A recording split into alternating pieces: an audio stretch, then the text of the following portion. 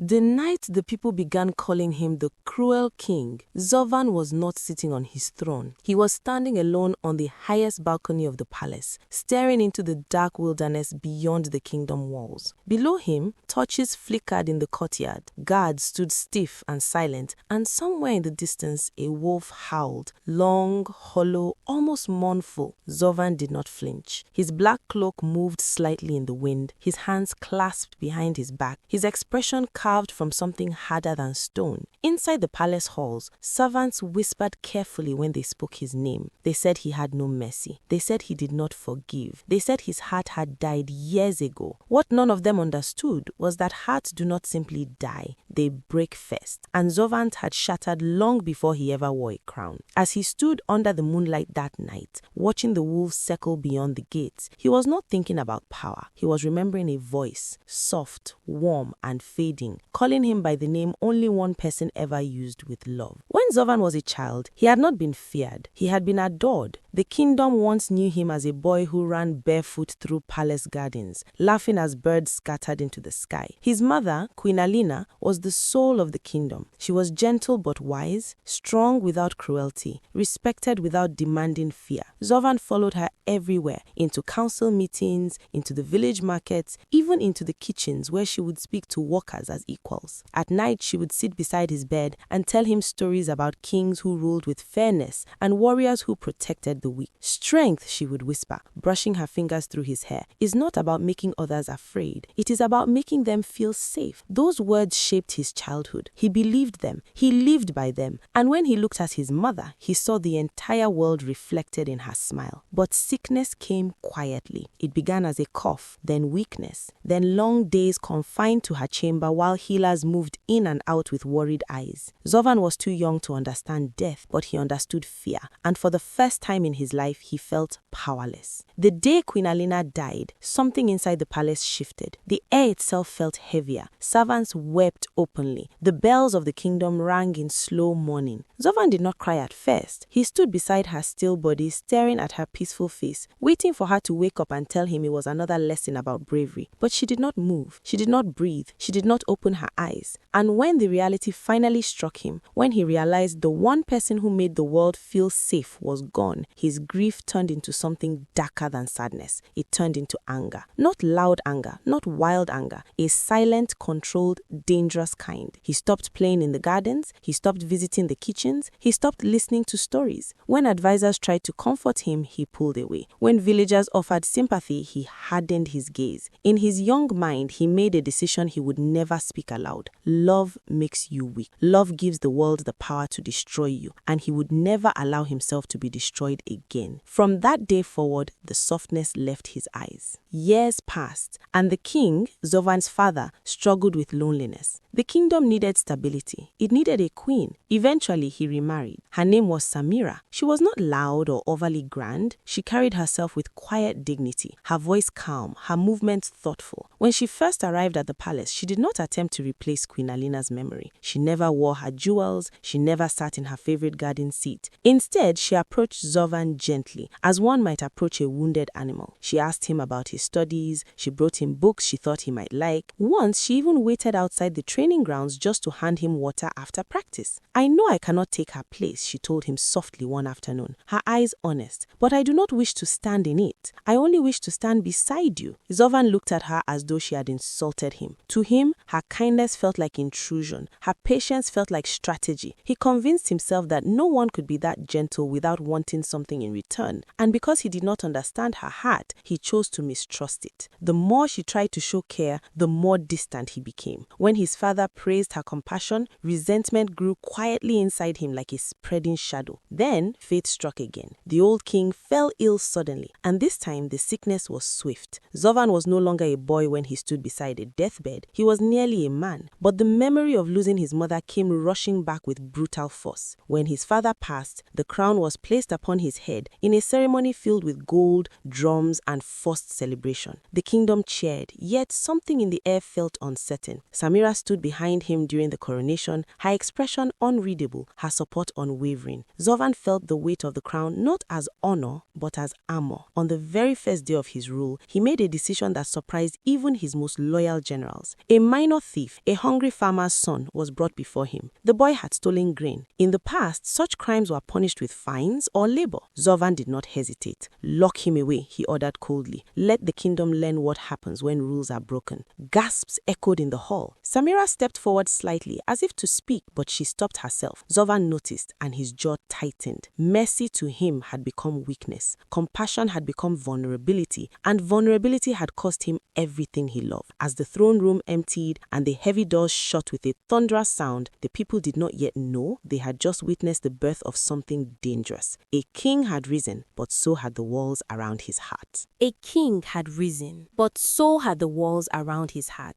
And walls, once built, do not simply protect, they imprison. In the months that followed his coronation, the palace changed in ways both subtle and severe. The music that once drifted through its corridors grew quieter, then disappeared altogether. Laughter became rare, replaced by the sharp echo of boots against marble floors. Servants lowered their eyes when Zovan passed, careful not to meet a gaze that seemed always to be searching for betrayal. He ruled with precision, issuing decrees swiftly, rarely consulting anyone for long. Taxes were increased to strengthen the kingdom, punishments were made harsher to preserve order. Public trials became spectacles designed not to seek truth, but to display authority. If a merchant was accused of dishonesty, he was flogged before proof was confirmed. If a guard failed in duty, he was dismissed without hearing. Zovan believed fear created stability, and in the beginning, it seemed to work. Crime fell, voices quieted, rebellion faded into whispers. But fear does not erase resentment, it buries it, where it waits patiently for the right moment to rise. Samira watched this transformation with a silence that was often mistaken for indifference. She moved through the palace like a calm breeze in a storm no one else could stop. When servants trembled, she spoke gently to them. When villagers came seeking mercy, she listened, even when she knew the king would not. Zovan, however, interpreted her quiet compassion as quiet opposition. At formal gatherings, he addressed her stiffly, calling her queen with a tone that stripped the word of warmth. Once, during a banquet attended by neighboring rulers, he publicly corrected her over a minor matter of tradition, forcing an awkward silence across the hall. She did not argue, she did not defend herself, she simply inclined her head and allowed the moment to pass. Later that evening, as lanterns dimmed and guests retired, she stood alone by a window overlooking the forest. Zovan saw her from across the chamber and felt something twist inside him. Not guilt, not yet, but irritation. Why does she not fight back, he wondered. Why does she not show anger? To him, restraint looked like hidden calculation. He had grown so used to preparing for attack that he no longer recognized peace when it stood quietly before him. Beyond the palace gates, in the shadowed edge of the forest, another symbol of Zovan's rule lived and breathed, the wolves. They had belonged to his father once, kept as guardians and hunting companions. Under Zovan's command, they became something else, a living warning. Their enclosure was large but harsh, bordered by iron bars and sharpened stakes. Guards told new recruits, they obey strength, they sense fear. Zovan visited them often, standing just beyond reach, studying their movements as if they reflected something within himself. He admired their discipline, their raw power, their refusal to bow to anyone weak. Word spread through the kingdom that the wolves answered only to the king's bloodline, that they would attack any stranger without hesitation, that they were as merciless as their master. Yet, there was one presence they did not meet with hostility. Each morning, before sunrise painted the sky gold, Samira walked quietly to the forest's edge carrying a basket. She dismissed her guards at a distance and approached alone. Instead of commanding, she spoke softly. Instead of tossing meat carelessly, she placed it gently before them. Over time, the wolves stopped pacing when she arrived. They lowered their heads. Some even sat as she spoke, their fierce eyes watching her not with aggression, but recognition. It was a sight few witnessed and fewer understood. Inside the court, however, shadows were beginning to stretch longer. Among Zovan's advisors was a man named Karim, sharp-eyed and perpetually composed. He had served the previous king faithfully, yet under Zovan, he adapted adapted quickly to the new atmosphere of severity. Karim knew how to feed ambition without appearing to do so. He praised decisiveness. He warned of hidden enemies. He spoke often of loyalty, emphasizing how betrayal frequently came from those closest to power. "Your Majesty," he would murmur during private councils. History teaches us that threats rarely wear armor. They wear smiles. Zovan listened. The idea resonated with the fortress he had built inside himself. When reports arrived of minor unrest in distant villages, Karim suggested swift punishment. When merchants complained of heavy taxes, Karim advised firmness. And when whispers circulated that some nobles felt uneasy about the queen's growing kindness among the people, Karim simply raised an eyebrow and allowed silence to do the rest. Zovan did not accuse Samira directly, not yet, but suspicion, once planted, does not require evidence to grow. It only requires repetition. It was during the height of summer, when heat shimmered above palace rooftops and patience ran thin, that the spark of crisis appeared. The royal treasury had recently displayed an heirloom necklace, a masterpiece of gold and rare blue stones passed down through generations of queens. It had belonged to Queen Alina. For years, it remained untouched in a velvet-lined chest. Now, as part of a celebration honoring the kingdom's founding, it was brought out for public viewing. The sight of it stirred something sharp in Zovan's chest, memory mixed with grief. He ordered it returned to the treasury under heavy guard. Yet, 2 days later, it was gone. The chest lay open. The guards swore they had seen nothing. Panic spread quickly but intense. Such an object could not simply vanish. Karim was among the first summoned to the throne room. He examined the empty case thoughtfully, then spoke in a measured tone. Only someone within these walls could approach it without raising alarm. The implication hung heavy in the air. Zovan's jaw tightened. "Speak clearly," he demanded. Karim hesitated just long enough to seem reluctant. "There are those whom the guards trust completely, those who move freely, those whose intentions may not be what they appear." The suggestion did not need a name. By evening, rumors had taken shape, and by nightfall, they pointed towards one person. As torches burned outside the council chamber and murmurs thickened like smoke, Zovan felt the old wound inside him reopen, raw, furious, irrational. This time, the accusation would not need proof.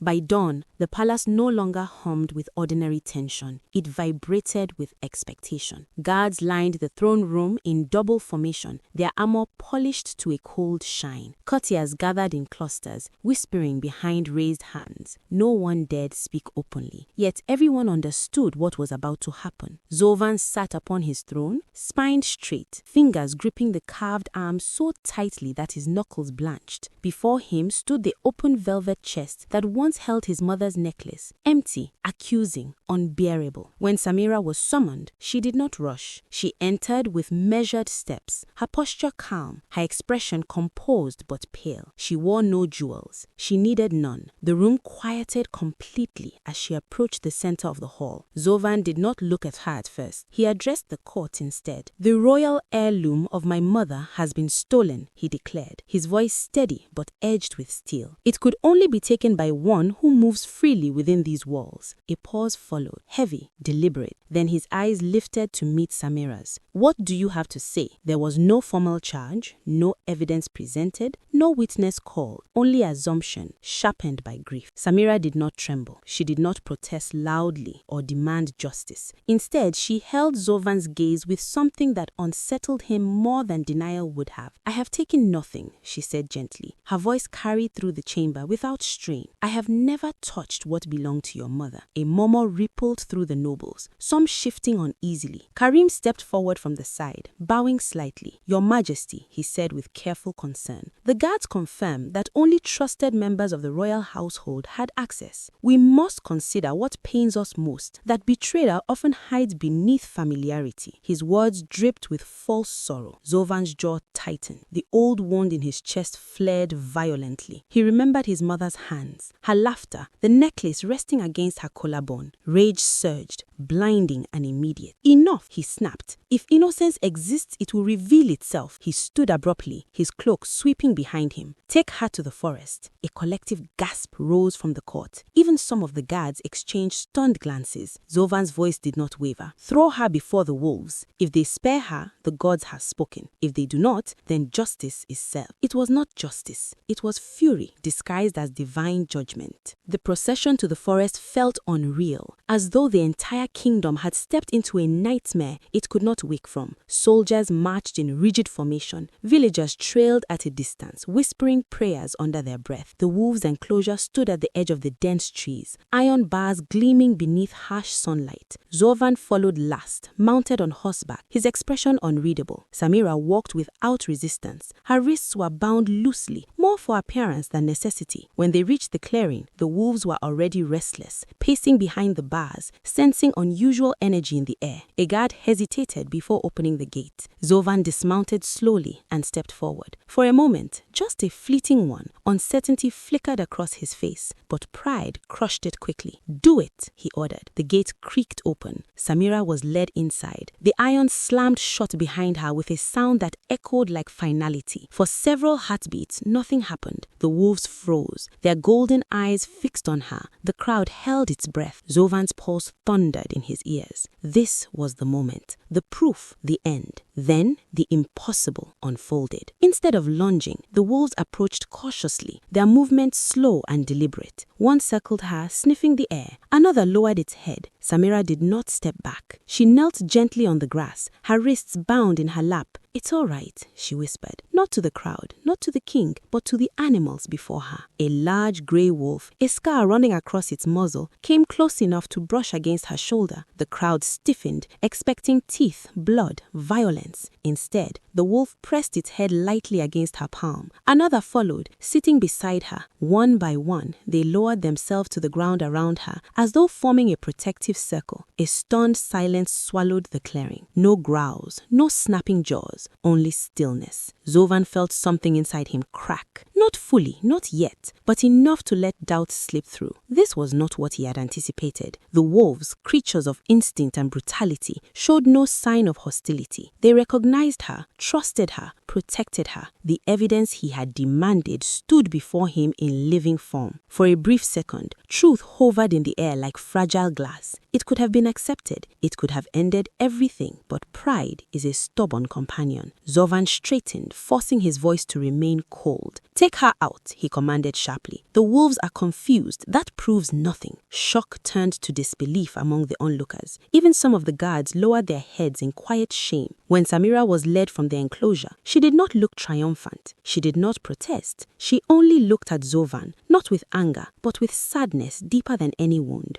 "Beta," she said softly, using the word she had never stopped believing applied to him. "Truth does not die." The word struck harder than any rebellion could have. Zovan's eyes darkened. "Exile her," he ordered, turning away. "She is no longer queen. She is no longer family." The decision fell like a blade. Samira was given no time to gather possessions, no escort of honor, only a path leading away from the kingdom she had tried to love. As she disappeared into the line of trees, the wolves began to howl. Not fiercely, not angrily, but mournfully, and for the first time since his coronation, the sound did not feel like power. It felt like warning. It felt like warning. The sound of the wolves did not fade when Samira disappeared beyond the trees. It lingered in the air long after the crowd dispersed and the soldiers returned to their posts. That night, the howling did not stop. It echoed against the palace walls, slipping through open windows, winding down corridors, reaching even the throne room where Zovan sat alone long after midnight. He told himself it meant nothing. Animals howled, forests breathed, life continued, yet sleep would not come. When he finally closed his eyes, he saw the clearing again, Samira kneeling calmly, wolves lowering their heads around her like guardians. He woke before dawn, jaw clenched, heart pounding with irritation. He refused to name as doubt. In the days that followed, small fractures began appearing across the kingdom. A shipment of grain spoiled unexpectedly, a storage house caught fire without clear cause. 2 neighboring villages argued openly with tax collectors, refusing to comply until soldiers intervened. Nothing catastrophic, nothing dramatic, just a pattern of misfortune that seemed to move quietly, persistently, like something unseen settling into place. Zovan dismissed each incident as coincidence, yet the more he tightened his grip on authority, the more resistance stiffened beneath it. The wolves changed first. They had once responded instantly to the sound of his boots approaching their enclosure. Now they barely acknowledged him. When he commanded them to sit, some did not move. When he ordered fresh meat thrown inside, they approached cautiously, glancing toward the forest as though searching for something absent. Guards whispered that the animals had grown restless since the exile. One claimed he saw them pacing along the edge of the bars at night, staring toward the distant road that led away from the kingdom. Zovan silenced such talk quickly. They are beasts, he snapped. They obey strength, but obedience, like loyalty, cannot be forced indefinitely. One evening, as he stood before the enclosure, a young wolf met his gaze and did not look away. There was no fear in its eyes, no submission, only something unreadable, perhaps indifference. The moment unsettled him more than open defiance would have. At court, matters fared no better. Merchants began relocating to safer territories. Skilled artisans accepted invitations from rival kingdoms. The treasury, once stable, showed signs of strain. Karim urged harsher measures. Weakness spreads if not crushed, he advised smoothly. Yet Zovan sensed something hollow beneath the words. The more he punished, the less secure he felt. Authority without trust was beginning to taste bitter. Sleep abandoned him entirely as weeks passed. Night after night, he wandered the palace corridors, torches flickering against stone walls that suddenly felt colder than before. In dreams, when they came, he heard 2 voices intertwined, his mother's, gentle and steady. Strength is making others feel safe. And Samira's, quiet but firm. Truth does not die. He would wake with the words echoing in his skull like accusations. One storm-heavy evening, unable to bear the suffocating silence of the throne room, he rode alone toward the forest. No guards followed. He had dismissed them in irritation. Rain threatened but did not fall, thick clouds pressing low over the treetops. He dismounted near the clearing where the exile had taken place. The grass had grown slightly taller, as though trying to reclaim the memory. "I am king," he muttered to himself, though no one was there to challenge it. The forest answered with rustling leaves. Then came the sound, not a mournful howl this time, but movement. Shadows slipped between trees. Shapes emerged slowly, deliberately. A small pack of wolves stepped into view, forming a loose circle around him. Their eyes reflected dim light, unblinking. Zohan's hand moved instinctively toward the dagger at his side. His pulse quickened, but he forced himself to stand tall. "Back!" he commanded sharply. The wolves did not retreat. For several breathless seconds, the world seemed to narrow into a single point, man and beast suspended in fragile tension. One wolf advanced, muscles coiled, head low. Zovan drew his dagger fully now, the metal catching faint light. The animal lunged, not to kill, but to knock him off balance. He stumbled backward, tripping over a root, falling hard against the damp earth. The dagger slipped from his grasp. Another wolf snapped at his cloak, tearing fabric but not flesh. He raised his arms instinctively, expecting teeth at his throat. Instead, they stopped. The circle tightened, yet no final attack came. He lay there, breath ragged, staring up at the grey sky framed by branches. In that suspended moment, helpless, stripped of command, crowned far away, something broke open inside him. Not pride, not yet surrender, but recognition. He was not feared here because of justice. He was feared because of power, and power meant nothing on the forest floor. Memories surged without mercy. His mother smiling as she adjusted the very necklace now missing. Samira offering him water years ago, her calm face surrounded by wolves who chose not to harm her. The truth he had rejected returned with brutal clarity. Strength was not domination. It was restraint. It was protection. It was wisdom before judgment. For the first time since childhood, tears stung his eyes. He did not wipe them away. "I was wrong," he whispered hoarsely, not to the wolves, not to the trees, but to the silence within himself. The animals stepped back slowly, almost in unison, as if satisfied by something unseen. They turned and vanished into the forest, leaving him alone, shaken and alive. And as he pushed himself up from the earth, mud staining his royal garments, Zovan understood something he had spent years denying. Karma does not roar when it arrives. It waits. And when it finally stands before you, it has teeth. It waits. And when it finally stands before you, it has teeth. Zovan remained in the forest long after the wolves disappeared, his breath slowly steadying, his heartbeat no longer racing with fear, but with something heavier, awareness. The crown he wore suddenly felt unfamiliar, as though it belonged to a version of himself he was no longer certain he wanted to be. Mud clung to his hands, to his cloak, to the pride he had carried for years. When he finally mounted his horse and rode back toward the palace, dawn was breaking. The sky glowed faintly gold, the same color his mother once said symbolized new beginnings.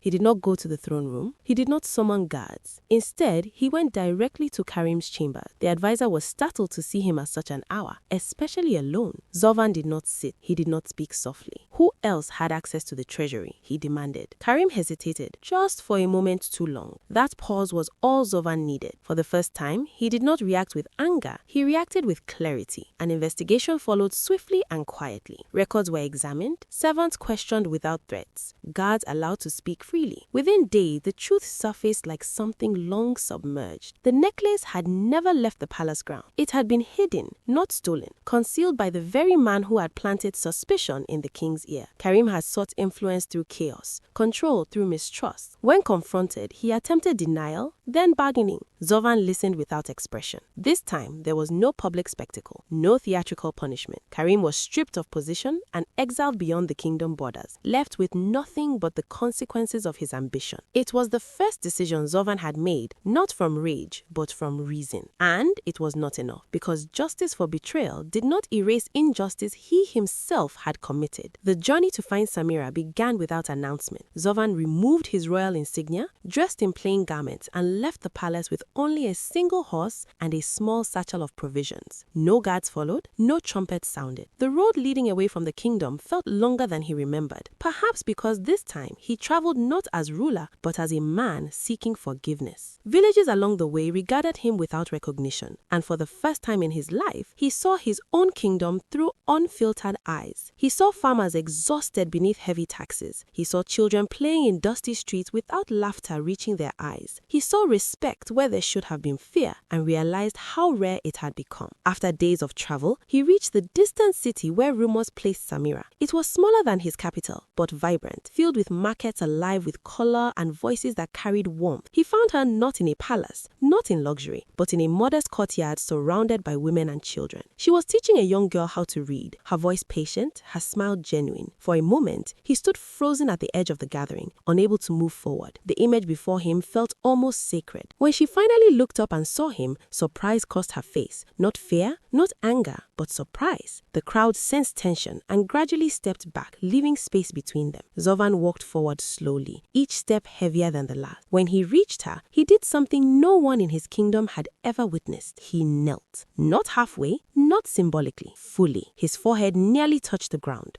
Gasps echoed around the courtyard. "I wronged you," he said, his voice rough, stripped of authority. "I let grief become cruelty. I let pride become blindness. I did not seek truth. I chose punishment, and I exiled the only person who tried to guide me without fear." Silence followed his confession. The wind stirred gently. Samira studied him carefully, searching not his words, but his posture, his eyes, the absence of arrogance. After a long moment, she stepped closer and placed her hand lightly upon his shoulder. "Zovan," she said, softly, using his name without title. "A crown does not make a king. A choice does." He lifted his head slowly. There were tears in his eyes again, not of shame now, but release. "Can you forgive me?" he asked, not as a command, not as expectation, but as hope. She did not answer immediately. Forgiveness, like trust, cannot be rushed. Finally, she nodded once. "I forgive you," she said. But forgiveness does not erase responsibility. If you have learned, then return and rule differently. She did not agree to reclaim the throne. She did not demand restoration. She simply gave him what he had once denied her: fairness. When Zovan returned to his kingdom, he did so with no grand procession. Yet word of his journey traveled faster than he did. People gathered quietly as he entered the gates, unsure what version of their king had come back. The first decree he issued was not about punishment, it was about reform. Taxes were adjusted to fair levels, public trials required evidence and counsel. A council of advisors, chosen not for flattery but for integrity, was formed to ensure no single voice could dominate decisions again. The wolves were released from their enclosure, the iron bars dismantled, dismantled piece by piece. Some feared the animals would scatter violently into nearby lands. Instead, they moved calmly into the forest, free but not hostile. On the day the gates were opened, Zovan stood silently watching them disappear between the trees. He did not command, he did not expect obedience. He simply let them go. In time, the kingdom began to breathe differently. Laughter returned to markets, merchants reopened trade routes, farmers spoke openly without trembling. Respect replaced fear, slowly, cautiously, but genuinely. Years later, travelers would speak of a king who once ruled with an iron hand